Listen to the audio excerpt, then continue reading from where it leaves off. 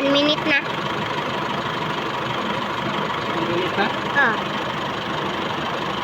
Man.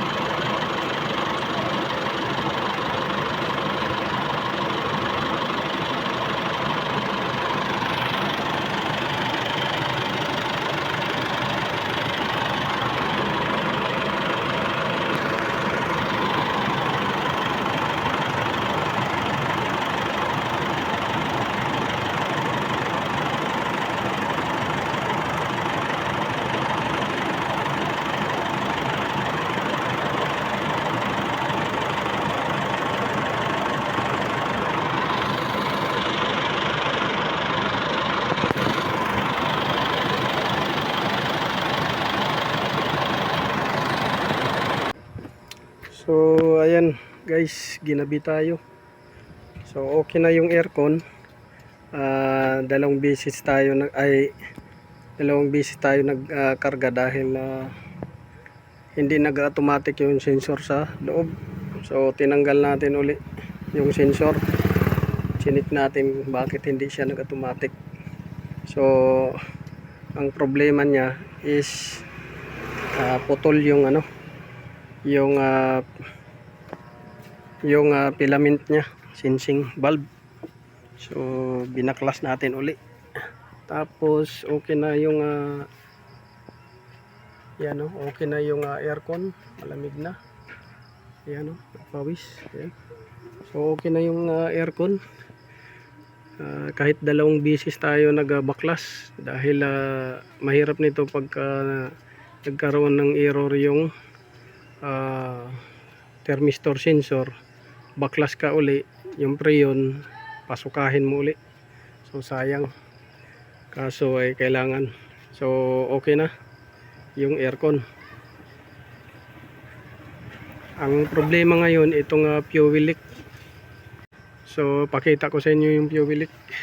Ayan yan, fuel leak. Dito may fuel leak. Tapos dyan may fuel leak. So lahat ng return fuel leak. So ang problema nito yung problema niya yung o-ring. So mahinang klase yung o-ring nito. So papalitan natin yan. Tapos dito ayan may fuel leak pa. So dyan kasi na-damage yata nila yan dahil sobrang lambot nung binunot ko yan. Sobrang lambot. So binalik natin, ganun pa rin, nag-fuel leak. Ayan. So yan yung problema nya. So yan yung gagawin na lang natitira. So dito kikita yung fuel leak ko, mapatakdo no. Ayun, diesel yan, diesel fuel leak.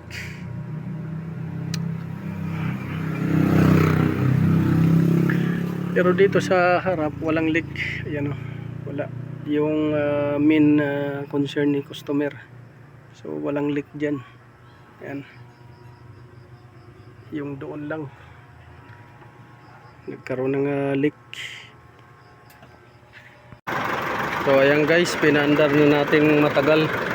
So naka-andar na to guys ng halos 10 minutes. Ngayon check natin kung may fuel leak. So ang ginawa natin, binaklas natin ulit yung return line. Tapos binalik natin yung luma dahil yung bago pangit yung hindi makasil o-ring nya. So ayan.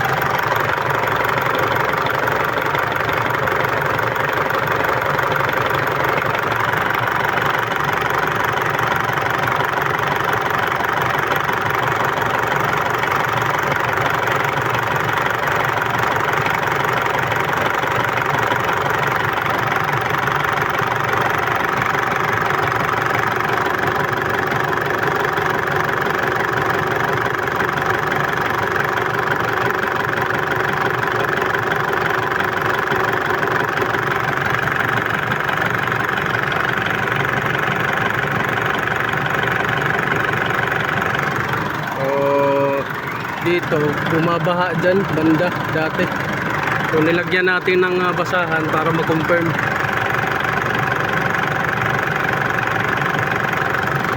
So okay na. Tapos check natin yung ilalim kung may tumutulo. So wala nang fuel leak. Doon dati yung fuel leak. Tumutulo dyan.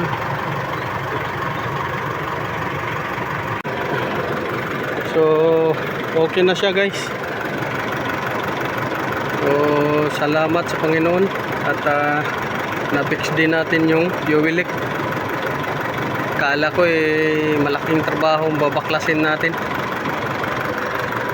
Dahil nga doon sa bagong pyesa, yung bagong pyesa hindi maganda yung o-ring, tapos yung plastic hindi rin maganda, oil seal nya hindi maganda. So binalik na lang natin yung luma dahil medyo maganda pa naman yung o-ring nya, hindi pa naman siya deform at saka platin. So movie na. Malunggay pandesal, init pa. Malunggay pandesal.